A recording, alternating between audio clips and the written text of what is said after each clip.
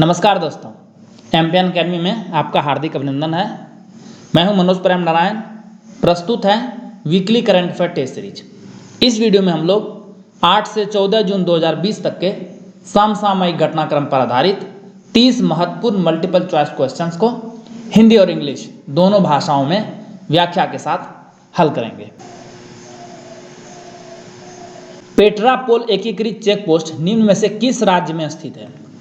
Petrapol integrated check post is located in which one of the following states? The right answer is option number D.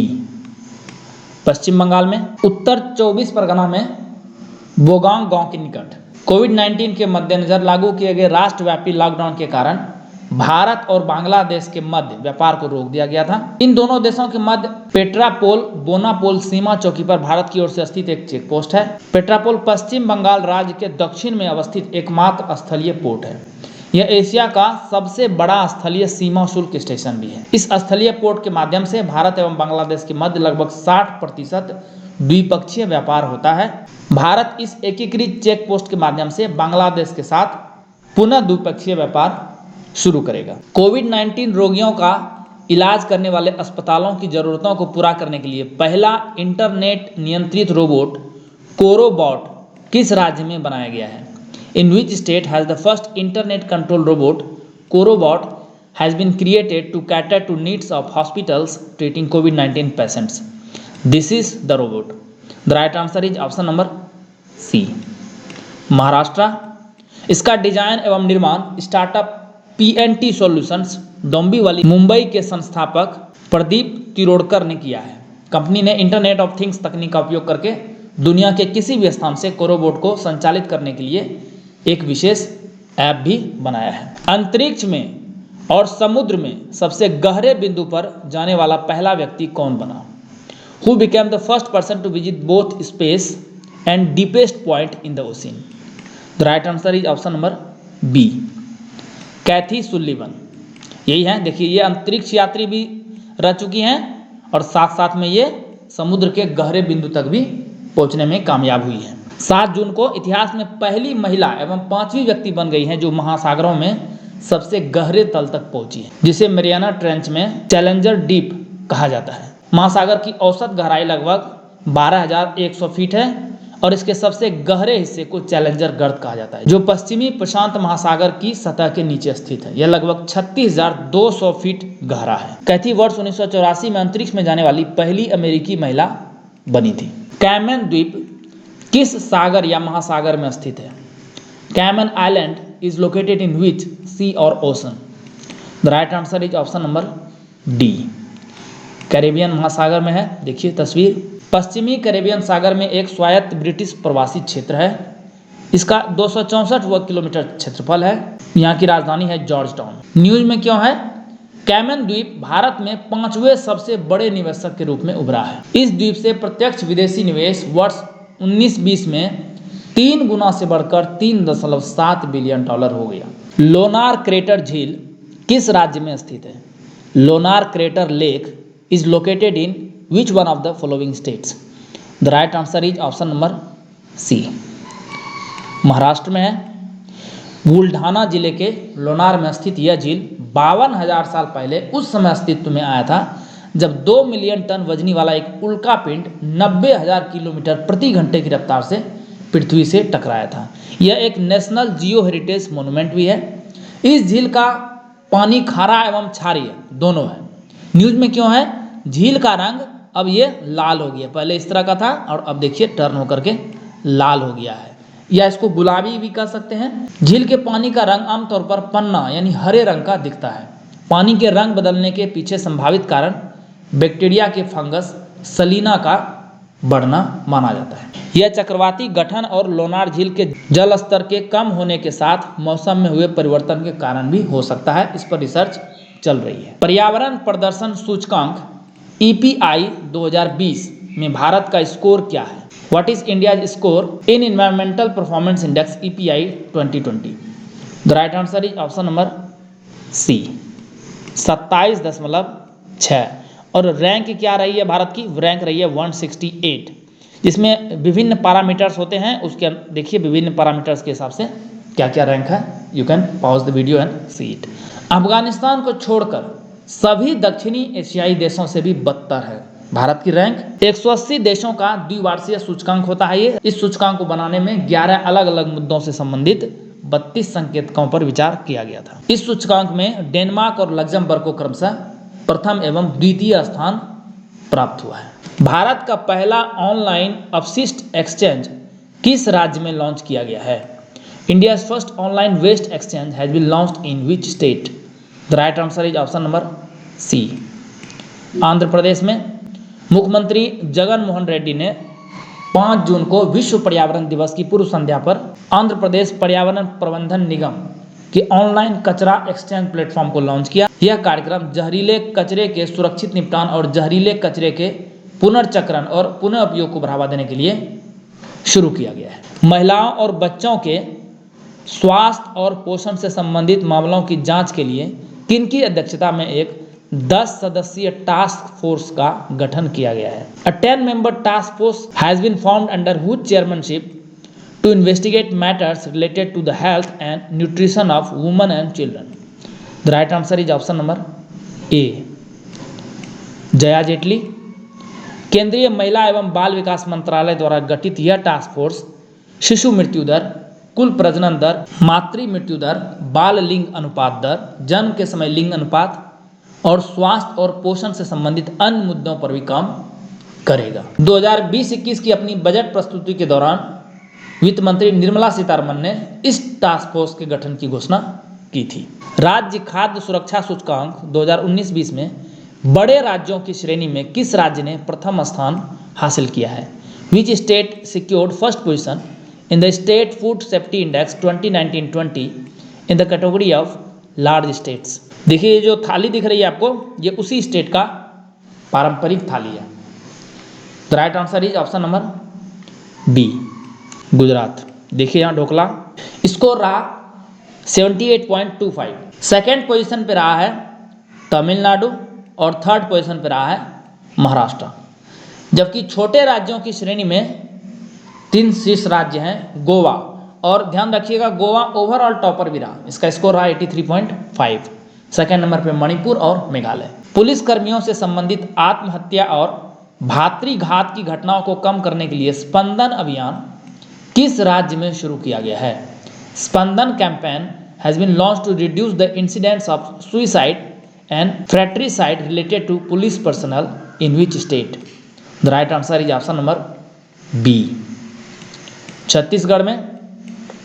पिछले 2 वर्षों में छत्तीसगढ़ में 50 से अधिक police कर्मियों ने आत्महत्या की है।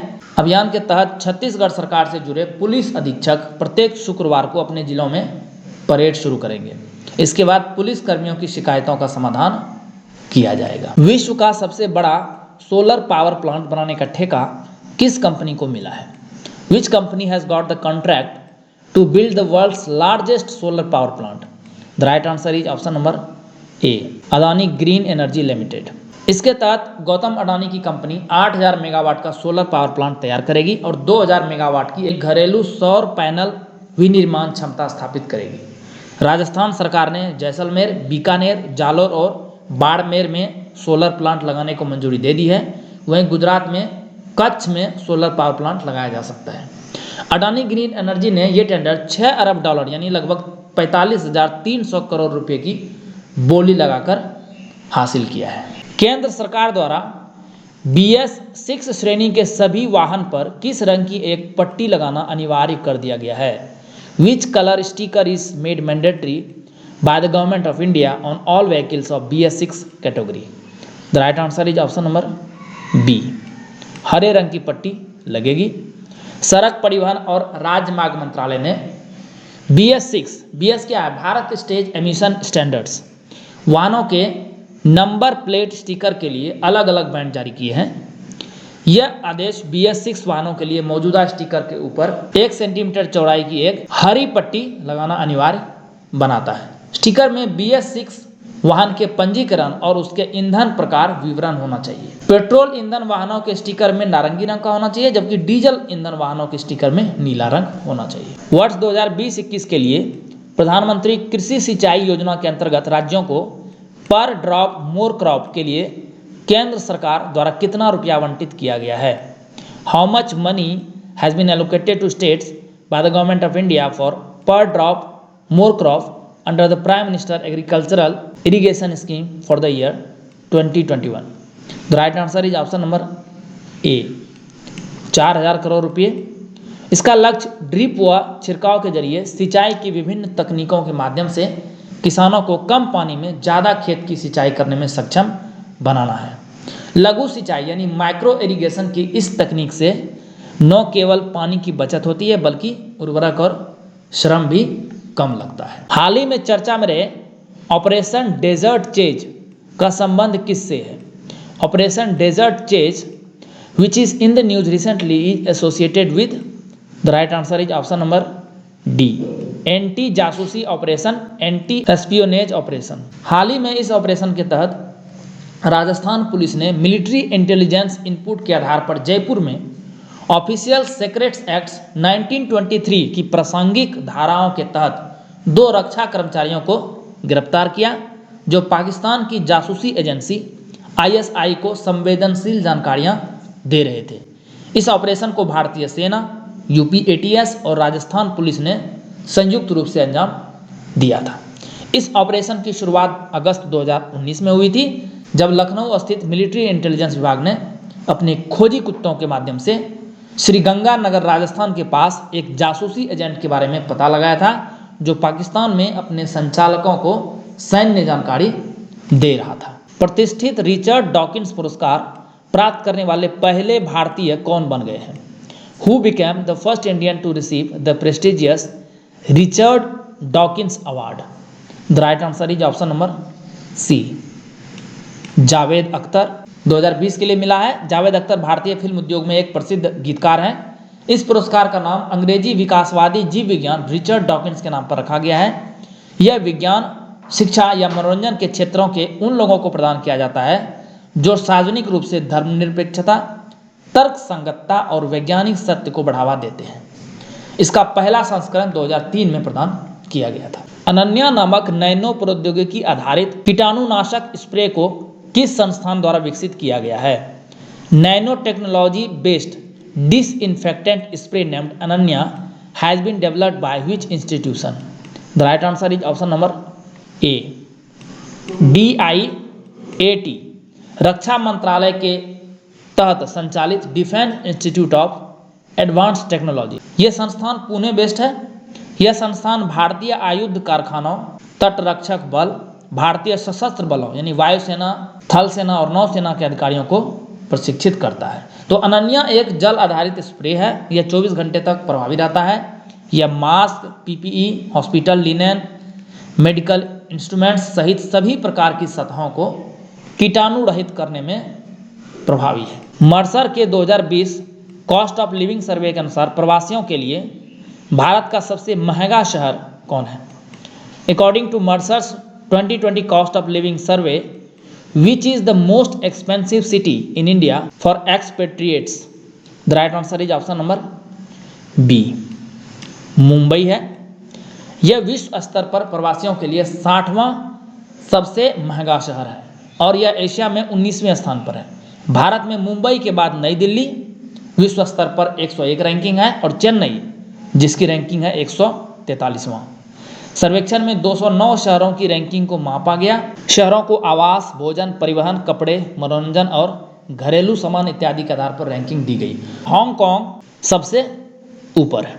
किस भारतीय अमेरिकी मृदा वैज्ञानिक को कृषि क्षेत्र में नोबेल पुरस्कार के बराबर माने जाने वाले प्रतिष्ठित विश्व खाद्य पुरस्कार से सम्मानित किया गया है? Which Indo American soil scientist has been awarded the prestigious world food prize which is considered equivalent to the Nobel prize in agriculture? The right answer is option number B, doctor Ratan Lal. यही है। इन्हें मिट्टी की गुणवत्ता में सुधार करने के लिए छोटे किसानों की मदद कर वैश्विक खाद्य आपूर्ति को बढ़ाने में योगदान देने के लिए इस पुरस्कार से सम्मानित किया गया है। मिट्टी के स्वास्थ्य को बहाल करने की डॉक्टर लाल की नीति को 3 संयुक्त राष्ट्र जलवायु परिवर्तन सम्मेलनों द्वारा अपनाया गया है। डॉक्टर लाल ने ओवर क्रॉपिंग, मल्चिंग और एग्रो फॉरेस्ट जैसी तकनीकों का रूपांतरण और अन्वेषण किया है। इस तकनीक ने कृषि पारिस्थितिकी प्रणालियों की दीर्घकालिक स्थिरता में सुधार किया है और बाढ़, सूखे और जलवायु परिवर्तन के प्रभावों को कम किया है। 2020 में दुनिया में सबसे ज़्यादा महंगाई किस देश में दर्ज की गई है? Which country saw the highest inflation in the world in 2020? तो right answer is option number C, Pakistan में। यह खुलासा पाकिस्तान स्टेट बैंक एसबीपी ने किया है। रिपोर्ट के अनुसार जनवरी में यह 12 सालों के उच्च स्तर के साथ 14.6% पहुंच गई थी। एसबीपी ने 7 जून 2020 को कहा कि इस वजह से नीति निर्माताओं को नीतिगत ब्याज दरें बढ़ाने पर मजबूर होना पड़ रहा है। 2020 में पाकिस्तानी रुपये विश्व भर में अन्य देशों की अपेक्षा सबसे ज़्यादा गिरावट देखने को मिली है। 8 देशों के 18 वरिष्ठ सांसदों ने चीन के खिलाफ एक नया अंतर्राष्ट्रीय संसदीय गठबंधन आईपैक बनाने की घोषणा की है। इनमें कौन शामिल नहीं है, यानी इन 8 देशों में कौन देश इसमें शामिल नहीं है? 18 senior MPs from 8 countries have announced the formation of a new international parliamentary alliance IPAC against China. Which country is not included in the list? The right answer is option number B. France इसमें नहीं है।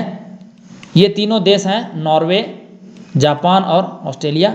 इसके साथ में और 5 founding member countries हैं America, Europe, United kingdom, Canada और Sweden. 4 जून को इसकी स्थापना हुई और ये जो सालगिरह थी ये तियानमेन स्क्वायर विरोध की सालगिरह थी जो कि 1989 में हुआ था।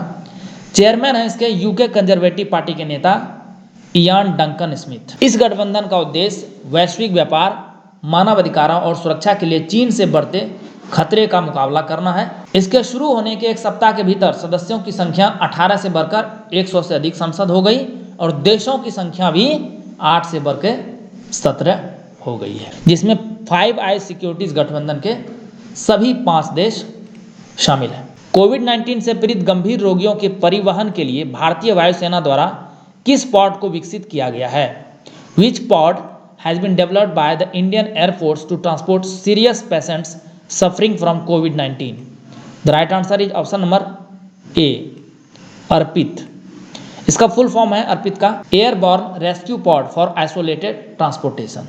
यह कोविड-19 सहित विभिन्न संक्रामक रोगों से पीड़ित रोगियों को अलग थलग, बहुत ऊंचाई और दूर दराज के क्षेत्रों से निकलने में मदद करेगा। मेक इन इंडिया को बढ़ाने के इरादे से अर्पित को विकसित करने के लिए स्वदेशी सामग्रियों का उपयोग किया गया है। किस भारतीय को हाल ही में नासा विशिष्ट लोक सेवा पदक से सम्मानित किया गया है? Which Indian has recently been awarded the NASA distinguished public service medal? The right answer is option number B, Ranjit Kumar. यही है। वर्जीनिया स्थित एनालिटिकल मैकेनिक्स एसोसिएशन AMA के मानद CEO हैं। He is from Kerala. उन्हें यह सम्मान इनके कार्यकारी नेतृत्व, इंजीनियरिंग योगदान और उपभोक्ता निष्ठा के माध्यम से अपने प्रशासन के लिए दिया गया है। यह लगभग 30 वर्षों से नासा से जुड़े हुए हैं। इन्होंने अंतर्राष्ट्रीय अंतरिक्ष स्टेशनों को उन्नत बनाने में अहम योगदान दिया है और यह सम्मान पाने वाले दूसरे भारतीय बने हैं। इससे पहले 2002 में RK चेट्टी पांडिपति को यह अवार्ड मिला था। किस स्टेशन पर 1400 मीटर लंबा दुनिया का सबसे लंबा रेलवे प्लेटफॉर्म बनाया जा रहा है? The 1400 metre long world's longest railway platform is being built at which station? The right answer is option number A, Hubli. इसे हुबल्ली भी कहते हैं। दक्षिण पश्चिम railway south west railway zone का मुख्यालय है और ये कर्नाटक में है। प्लेटफॉर्म नंबर 1 को 10 मीटर चौड़ाई के साथ 550 मीटर लंबाई से बढ़ा करके 1400 मीटर तक बढ़ाया जाएगा। सबसे बड़ा प्लेटफॉर्म हुबली और बेंगलुरु के बीच दोहरीकरण कार्य के हिस्से के रूप में बन रहा है, जिसमें स्टेशन पर प्लेटफॉर्मों की संख्या को 5 से 8 तक बढ़ाया जा रहा है। अभी वर्तमान में, यानी इस स्टेशन से पहले वर्तमान में दुनिया का सबसे लंबा प्लेटफॉर्म कौन सा है? Kindly write in the comment section. हाल ही में किस राज्य के हल्द्वानी में एक जैव विविधता पार्क खोला गया है? Recently a biodiversity park in Haldwani has been opened in which state? The right answer is option number B, Uttarakhand में। राज्य का सबसे बड़ा बायोडाइवर्सिटी पार्क होगा। पार्क को उत्तराखंड वन विभाग के अनुसंधान विंग ने 2 वर्षों में तैयार किया है पार्क में एक अत्याधुनिक ऑटोमेटिक वेदर स्टेशन भी स्थापित किया है। यह पार्क लगभग 18 एकड़ में फैला हुआ है और इसमें पौधों की लगभग 500 प्रजातियां हैं। किस देश के मानव रहित समरसीबल ने हाल ही में महासागर के नीचे विश्व के सबसे गहरे बिंदु तक गोता लगाने का कीर्तिमान बनाया है? Which countries unmanned submersible has recently set the record for diving under the ocean to the world's deepest point? The right answer is option number B, चीन। चीन के समरसीबल यही है हाइडू 1 ने प्रशांत महासागर के भीतर स्थित विश्व के सबसे गहरे क्षेत्र मरियाना ट्रेंच, जिसकी गहराई है 10,907 मीटर तक पहुंचने का कीर्तिमान बनाया है। CSIR ने केसर और हींग की खेती के लिए किस राज्य सरकार के साथ समझौता किया है? CSIR has tied up with which state government for the cultivation of saffron and asafoetida? The right answer is option number D, Himachal Pradesh. Palampur स्थित अनुसंधान इकाई जिसका नाम है institute of Himalayan bio research technology यानी IHBT द्वारा समझौता किया है, जो कि CSIR के अंतर्गत ही आता है। केसर और हींग दुनिया के सबसे मूल्यवान मसालों में गिने जाते हैं। भारतीय व्यंजनों में सदियों से हींग और केसर का व्यापक रूप से उपयोग किया जाता रहा है। भारत में केसर की वार्षिक मांग करीब 100 टन है, लेकिन हमारे देश में इसका उत्पादन लगभग 6 से 7 टन ही होता है और हमें बहुत मात्रा में केसर का आयात करना पड़ता है। उसी प्रकार भारत में हींग उत्पादन भी नहीं है और हर साल 600 करोड़ रुपए मूल्य की 1200 मीट्रिक टन कच्ची हींग अफगानिस्तान, ईरान और उज्बेकिस्तान जैसे देशों से आयात करनी पड़ती है। यदि आप इस चैनल पर नए हैं और इस चैनल पर प्रसारित होने वाले करंट अफेयर्स का PDF संपूर्ण व्याख्या के साथ प्राप्त करना चाहते हैं, यानी मैं जो भी बोल रहा हूं वो इस PDF में मेंशन रहे, तो इसके बारे में सूचना वीडियो के अंत में दी जाएगी। दोस्तों, PDF के सहारे आप बहुत आसानी से कम समय में करंट अफेयर्स को रिवाइज कर सकते हैं। हाल ही में चर्चा में रहे सिक्किम तिब्बत कन्वेंशन पर किस वर्ष हस्ताक्षर किए गए थे? Sikkim Tibet convention which is in the news recently was signed in which year? The right answer is option number ए, 1890 में ये साइन हुआ था। इस संधि पर भारत के वायसराय लॉर्ड लैंसडाउन और चीनी अंबान या तिब्बत के निवासी शेंग ताई द्वारा 17 मार्च 1890 को कलकत्ता में हस्ताक्षर हुआ था। रक्षा विशेषज्ञों का मानना है कि अभी समय के अनुसार नाकुला क्षेत्र, नाकुला कहाँ है? देखिए सिक्किम में, ये दिख रहा होगा आपको। इसका संबंध भारत से है और वर्ष 1975 में सिक्किम के भारत में विलय से पहले चीन ने आधिकारिक रूप से इस सीमांकन को स्वीकार कर लिया था। लेकिन अभी देखिए क्लैश हो रहा है, तो दो क्षेत्र है चाइना और इंडिया के क्लैश का। एक है आपका लद्दाख वाला क्षेत्र और दूसरा है सिक्किम वाला क्षेत्र। और ये देखिए फेमस पैंगोंग लेक, जिस पर एक बहुत बड़ी घटना 15 जून को हुई थी। भारत सरकार ने वर्ष 2020-21 में अब तक मनरेगा कार्यक्रम के तहत कुल कितने रुपये का आवंटन किया है? The total amount of money allocated by the government of India under MNREGA program so far in the year 2021 is? The right answer is option number D, 1,01,500 crore रुपये। यह लॉन्च के बाद से योजना के लिए आवंटित धन का सबसे उच्चतम प्रावधान है। मनरेगा के तहत वित्तीय वर्ष 2020-21 के लिए अब तक की सर्वाधिक 61,500 करोड़ रुपये राशि का आवंटन हुआ था। साथ साथ में इसमें कोविड-19 के कारण उत्पन्न इस कठिन अवधि के दौरान रोजगार प्रदान करने के लिए आत्मनिर्भर भारत योजना के तहत इस कार्यक्रम के लिए 40,000 करोड़ रुपये और प्रावधान किए गए। तो दोनों को जोड़ देंगे तो जो राशि आएगी वो है ऑप्शन नंबर डी, 1,01,500 करोड़ रुपये। और भारत सरकार ने इस मजदूरी के तहत मजदूरी दर को भी बढ़ा दिया है। पहले 182 रुपये प्रतिदिन था और अब इसे बढ़ा करके 202 रुपये प्रतिदिन कर दिया गया। बागजान तेल कुआं किस राज्य में स्थित है? In which state is Baghjan oil well located? The right answer is option number A, Assam में है, वो भी तिनसुकिया जिले में। ऑल इंडिया लिमिटेड के बागजान गैस कुएं में तेल रिसाव के बाद गैस रिसाव को रोकने के लिए सिंगापुर की एक फर्म को बुलाया गया। 9 जून को कुएं में आग लगी थी। कुएं से पिछले 14 दिन से अनियंत्रित तरीके से गैस का रिसाव हो रहा था। तेल कुएं में लगी आग इतनी भीषण थी कि लपटें 30 किलोमीटर से भी ज़्यादा दूर से देखी जा सकती थी। अंतिम प्रश्न, इसके बाद रिवीजन के लिए बहुत महत्वपूर्ण पीडीएफ के बारे में चर्चा की जाएगी। किस राज्य सरकार ने वंदे उत्कल जननी संगीत गान को 110 साल बाद राज्य गीत की मान्यता दी है? Which state government has recognized Vande Utkal Janani song as a state song after 110 years? The right answer is option number C, Orissa ने।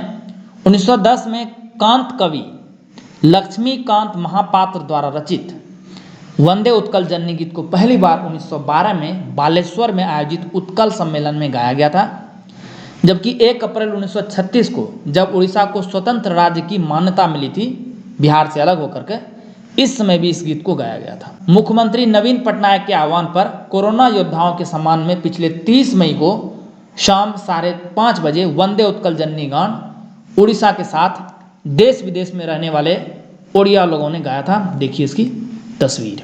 तो आइए अब जानते हैं एमपीएन एकेडमी पर प्रसारित होने वाले करंट अफेयर्स और उसके पीडीएफ के बारे में।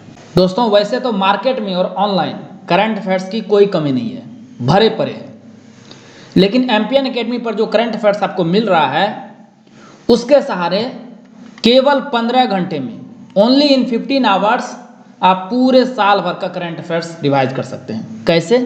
देखिए, इस चैनल पर weekly current affair test series प्रसारित होता है प्रत्येक रविवार शाम 6 बजे। तो यदि आप साल भर का करंट अफेयर्स स्टडी करें तो कुल 53 पीडीएफ हो जाएंगे, 52 हफ्ते का और एक बजट और इकोनॉमिक सर्वे का। प्रत्येक पीडीएफ में आपको लगभग 5 से 6 मिनट का एवरेज टाइम लगेगा रिवाइज करने में, तो कुल 318 मिनट लगेंगे आपको weekly current affair test series को रिवाइज करने में पूरे साल भर का। उसी प्रकार से monthly current affairs short notes, इसकी वीडियो नहीं आती, ये सिर्फ आपको पीडीएफ के रूप में मिलती है। तो 12 मंथ्स यानी 12 पीडीएफ्स, प्रत्येक पीडीएफ में लगभग 25 से 30 मिनट का समय लगेगा, तो कुल मिलाकर के 300 मिनट यहाँ लग गए। और बिहार करंट अफेयर्स के 14 पीडीएफ मिलेंगे, 12 महीने का हो गया, एक बिहार बजट और एक बिहार इकोनॉमिक सर्वे, तो इसमें लगभग 20 से 25 मिनट का समय लगता है, तो कुल 280 मिनट।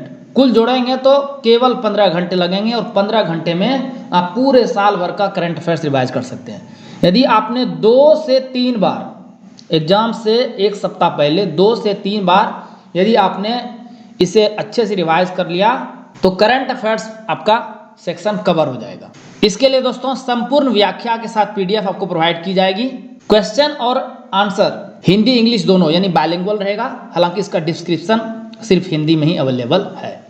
इसके लिए एक बहुत ही साधारण शुल्क है, एनुअल फी है, एक ही टाइम पे करना है 600 रुपीज़ और आपको सारे पीडीएफ आपको मिल जाएंगे। बैंकिंग डिटेल दिया हुआ है, प्रियंका कुमारी के नाम से अकाउंट है, इसमें आई नहीं है, ध्यान रखिएगा। आईएफएससी कोड और अकाउंट नंबर दिया गया है, साथ में पेटीएम, फोनपे, यूपीआई और गूगल पे के थ्रू से पे कर सकते हैं। एक ही नंबर है 7366005556, ये व्हाट्सएप नंबर भी है। आप ट्रांजैक्शन करके इसी व्हाट्सएप पे पेमेंट का स्क्रीनशॉट भेज दीजिए, आपको व्हाट्सएप पे ही पीडीएफ मिलना शुरू हो जाएगा। चाहे आप उसका प्रिंट आउट ले लीजिए, अदरवाइज आप ऑनलाइन भी रिवाइज कर सकते हैं। वीडियो देखने के लिए बहुत बहुत धन्यवाद। Please write down your score in the comment section. All the best for your preparations.